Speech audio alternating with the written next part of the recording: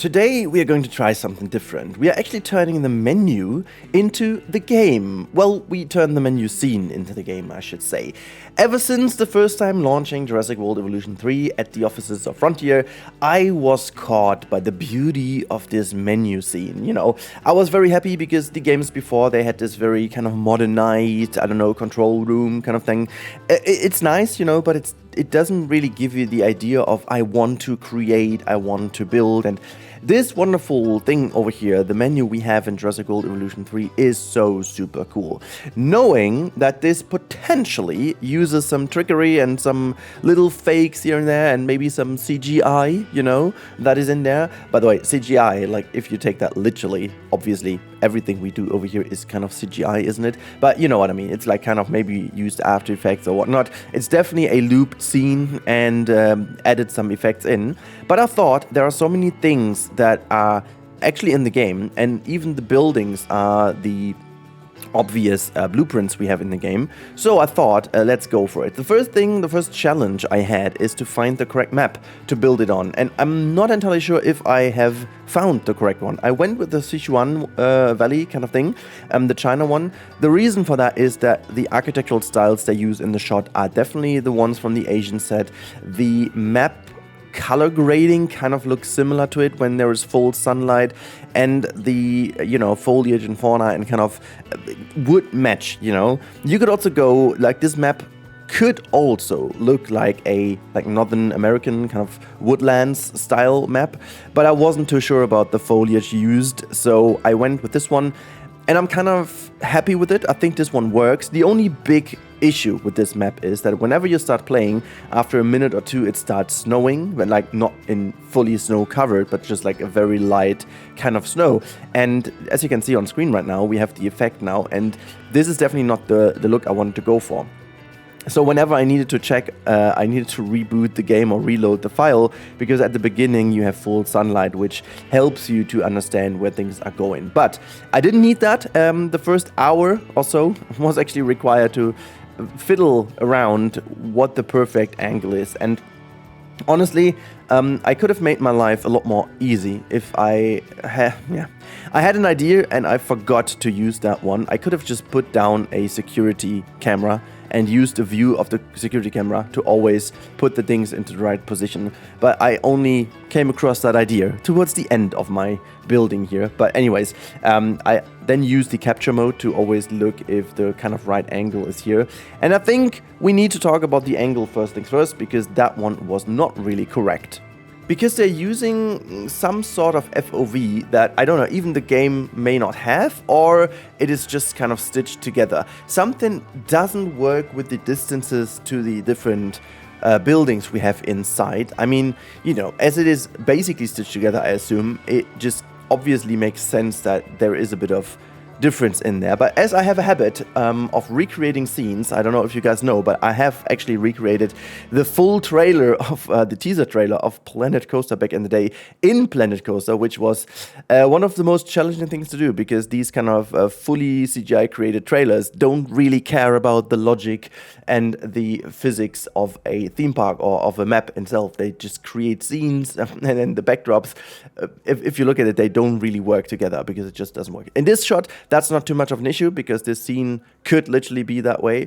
I then created a waterfall, which was actually kind of tricky if it's that tall, but at the end of the day, it worked.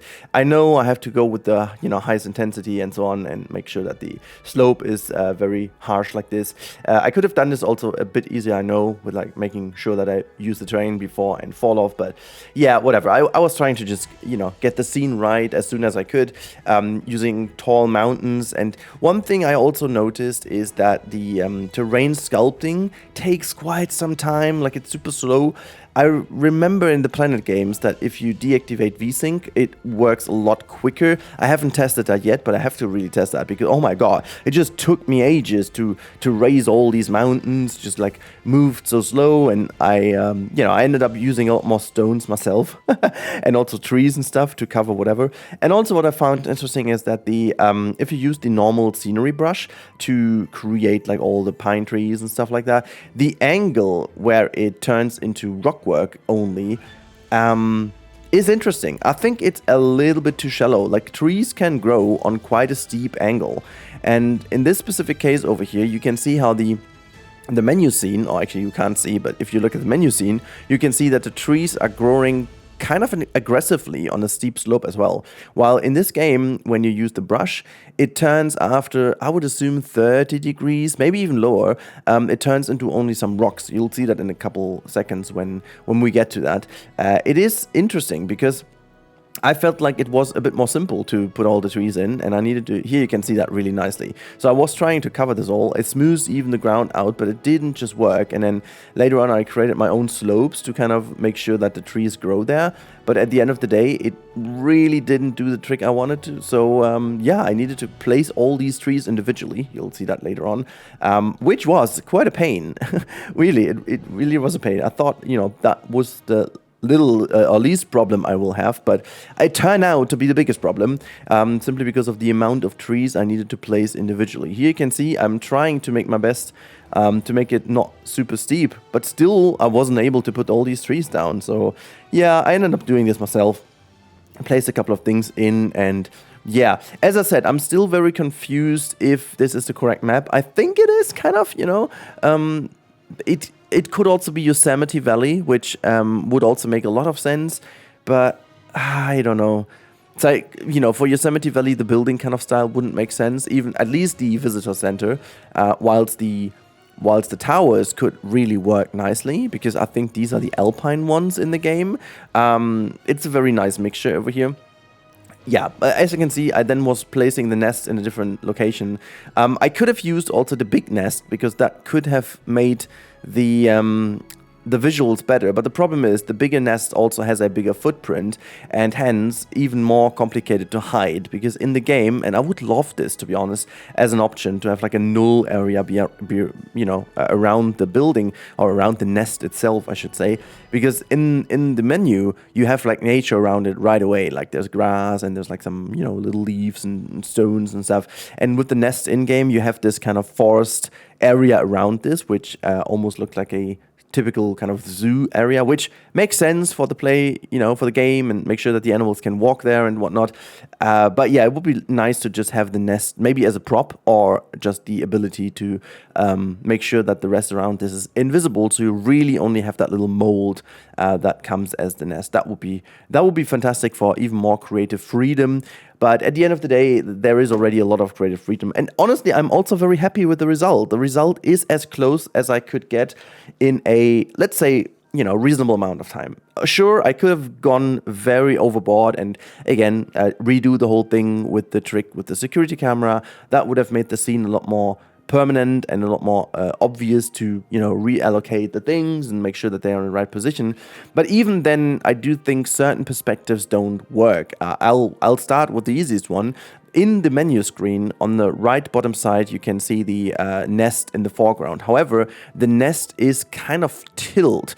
It's a little bit on a slope, which is already not possible in the game, because the nest, obviously, will flatten the ground, which is surely down to the fact that it needs to be connected to the, you know, traversable area, and animals have to go there. So it is actually a flattened piece that uses its ability to fly. You can see that very nice in this shot over here, how it just stays there on that little plateau. And around this plateau, it's not only that thing itself, but around this there is also like a area of influence, which is also flattened, where you can't smooth it out.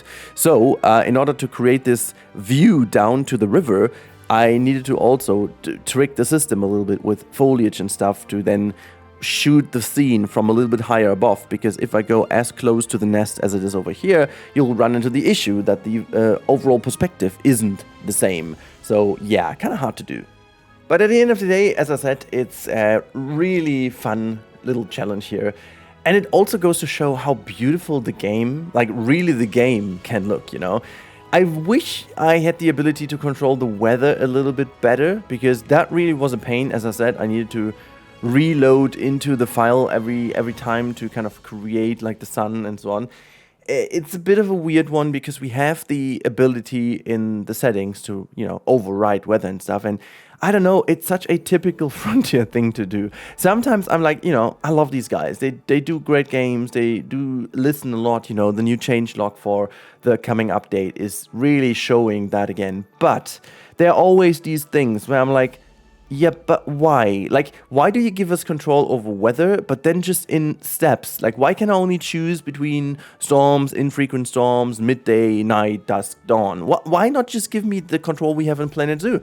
Give me a weather slider and a time slider. That's all I need, I need to be able to just click on the sun, click on this, and you're done. You're basically done. That's just what I need, And I don't really see why you would lock that in Sandbox mode. I do get it if you create scenarios or challenge modes and you want to create a certain atmosphere and it also sometimes maybe even has a gameplay element. Sure, of course, you don't have control over that. But why would you not give the control to players in Sandbox? I don't get it. By the way, this over here is the weirdness of putting all these trees down. You can see I made myself like a little blueprint and then copied that around. It's not perfect, it's definitely not. Some trees may be floating around, some others not, but for the shot itself, it just really, really worked out well. If I would create this into a proper map, I definitely would underline that with a lot of big rocks, making sure that these trees are somewhat grounded. But yeah, as I said, you can see how I'm trying to bring in the trees on a slope, but I really would love that they could reiterate the steepness of when trees are placed and when rocks. I just kind of felt like that the rocks are a little bit too early and the trees are a little bit too little, I guess, for the slopes available. I also tried to create a bit more water effects and a nicer looking waterfall over here. I knew I couldn't do the exact effect with all the mist and stuff you have in there. Also, fun fact, I knew that I had in the Jurassic Park 1998 park I had with the Velociraptor kitchen, I had some pieces that did emit a lot of steam and mist and stuff in the kitchen, like some aircon pieces. But I'm not sure if they patched this out, but I literally couldn't find them anymore. Like my kitchens weren't steaming anymore, and also I couldn't find any piece. I wish we get some VFX effects. I wish we get some mist effects and stuff, as we, for example, have in Planet Zoo, to create an atmosphere. That would be so fantastic, Then I could have just kind of even more so faked this scene with the mist. I mean, surely I could have gone in Photoshop and maybe After Effects and added like a bit of a mist and steam effect, which potentially is exactly what they did, but I feel like, I wanted to keep it real as possible and show you really how it looks in game and where you can get with this. I am absurdly happy with the result. Also, in relation to what I tried to do here and the time put in, like it's now a 1.5 hour project. The only thing that took longer is definitely finding the maps and stuff and making the right layout. That also took me like half an hour. So you can actually say that's like a 2-hour thing with like cutting video and all, everything around, idea, taking shots, blah, blah, blah. Maybe like 4-ish hours in total, which is obviously a lot of time. I'm not lying. If you play casual and so on, it's maybe the entire time you have during a full week. But I think for a single build, considering the Halo build has taken up to 50 hours almost, in total, that is like no comparison. And it still looks beautiful as heck. I even would say it looks more beautiful, not as impressive maybe, but more beautiful than the Halo habitat looks. So yeah, in any case, if you're interested in all the other stuff I mentioned and you found me through this video, just check out my channel. There's a lot of Jurassic World Evolution 3 stuff, but also zoo stuff and so on and so forth. I got a lot of stuff for you guys. This, by the way, was me searching for the items, and when I noticed there is nothing, I did do a cut because I didn't want to bother you with this. However, there's one thing I want to bother you with, and that is very important, because without that I would need to stop doing these insane builds and be more efficient on builds, because I am talking about the sponsor of the channel, which is Instant Gaming. It's a service where you can get games, for a good value, and you can imagine all the games you love and have and maybe need updates for, and you can even get in-game money, just like Steam money and Xbox money, and even the Xbox or EA Game Pass is there for discounted values. So if you want to check that out, they also have fantastic support if you need any, or you just contact me because you directly help me with this. So thank you a lot, but now it's time to go over into the game and have a look how it actually looks in-game. And here we are actually in the menu scene, if you will. This is my interpretation of the menu. And well, you know, there are a couple of things I've already talked about in the time lapse that make it not quite as accurate as I wished it was, but you know, it's coming relatively close. It's not gonna have that same kind of narrow vibe. The perspective, whatever I try, you know, I think it needs to be something like this, I guess, you know, but then it's getting harder and harder with the little idea of the nest in the view as well, you know, as if, you know, I should go and have like a very zoomed in field of view, but it doesn't quite work with my, you know, with the trees I placed down. You could kind of try to fake it like this, you know, that gets a bit more into the vibe of the FOV that they actually went for. But all over, I'm just like really happy. So for example, if we go toggle through the different color modes, you can see it's a really nice scene in general. I'm gonna upload this whole file, you know, if you want to just check it out and just have the idea of what this looks like, you know. Here you go, that is the idea of the menu scene. The more I look at it, it could potentially be somewhat of a, you know, in-game scene enhanced with some ideas of some areas or so. I tried to get the same kind of dinosaurs in with the same kind of skins, but again, that was also more of an idea rather than the actual dinosaurs that, you know, I couldn't place them into the positions. And no matter how I zoom, size-wise, that would have never actually worked. But nevertheless, the whole scene looks ridiculously good anyway. So that's the positive. You know, you could also just try and have a look at some of the areas. And yeah, I also opted for the Sichuan map because I felt like that's the one that comes closest with the weather and so on. I don't know. So it's actually really, really nice. Also in the menu, there is like all these info bubbles and info kind of screens that sometimes just kind of, ooh, hold on, why is this weather so much better looking? Wait, hold on, is there like a, okay, well that is odd. I think there was like a little bit of an issue with the weather override, but oh my god, that looks so good. That looks much better than what I had previously. Ooh, I'm liking that a lot. Let's actually wait for a second, because some of the dinosaurs, it would be nice if we have someone coming into, oh wait, there's someone coming up here. Ah, that is so good. Look at that one. So yeah, again, the only thing I couldn't really get rid of, obviously, is the kind of snow peaks in the background. They are not in the original menu scene. Again, it's part of the FOV kind of thing that you can't really replicate, which would be way more deeper in a valley. And also, I have no idea if there is somewhat of a scene in the game, if there is a dedicated map that is built exactly like that. Might be during the campaign, I don't know. If anyone has spotted, let me know. I haven't played the full campaign yet, so maybe that's also why. Yeah, the waterfall itself, you know, as much as they look great in the game, then obviously in the menu it is a super kind of fake effect with all the nice mist and the rainbow effect and so on. What I could do real quick, because I just figured that could be a thing we could try, is like kind of move these things further to the sides. And then also what I unfortunately have is like that it starts to snow in this map all of the time, and then, you know, I can't get rid of it, so I need to just kind of deal with it. There's like the trick to go with the midday still, but you still have these kind of snowflakes in your view, so that's a bit of a tricky thing. But we could now try to really see how it looks when we go with a crazy field of view. Let's have a look. The nest is there. Yeah, I mean, it's really impossible to get the kind of same look in a way. You know, that is as much as I can get into it. It looks cool now into the distance. There's even that, like, other tower in the background. But yeah, again, as I said, really hard to replicate. Really hard to just do the exact same thing. I feel like, you know, never mind if it is the exact same thing or not, but it is looking really damn cool. I love this scene. It's been one of the best natural habitats I've done, so I guess it's fine at some point. But yeah, so yeah, this is the weather, how it looks. So the only positive is if you save the game exactly in this spot over here, you'll have the same weather again. Let's see if we can actually replicate that. If we go into that save, let's say menu scene 2, I just want to see if that works, and then we load into menu scene 1. which is basically the same, just saved a couple minutes earlier, and I'm just gonna jump forth and back to see if I can reset the weather to not snowing, because then you get some really cool looks, you know, but the dinosaurs kind of stay in the same area where they have been previously.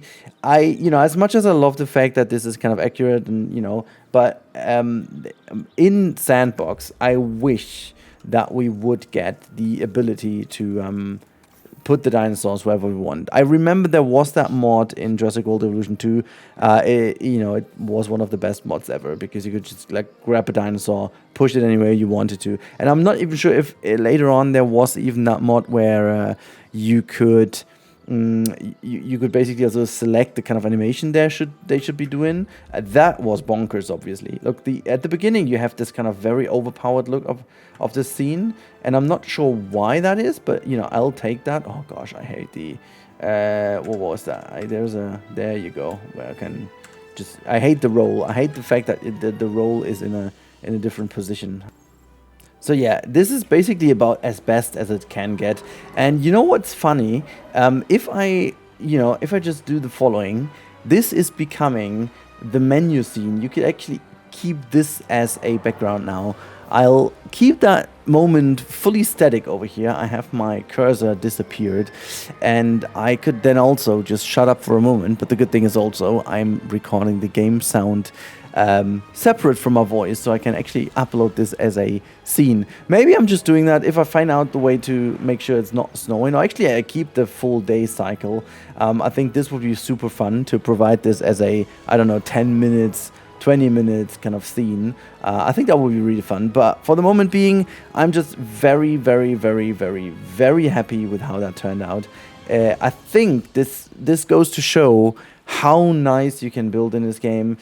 I absolutely like this kind of little challenge because it just shows that Frontier has not done just a nice cinematic kind of thing over here, which, it also used a couple of tricks here and there. Obviously, that nest in the foreground is about impossible because it already begins with the fact that in the frame of the menu, it is tilted, which it cannot be in the game as it needs to be flat on the ground, and it literally does make the ground flat. But other than that, it is exactly the same that Frontier has in game, and I really like that little challenge. Again, with the perspectives and so on, you got to figure it out. But anyways, I hope you guys enjoyed that one. If you did enjoy and you want to see more of this kind of stuff, not only in this game but also in other games, and trying to reframe the creative boundaries and limitations of games and try to go to the limits, make sure to subscribe to the channel if you haven't already.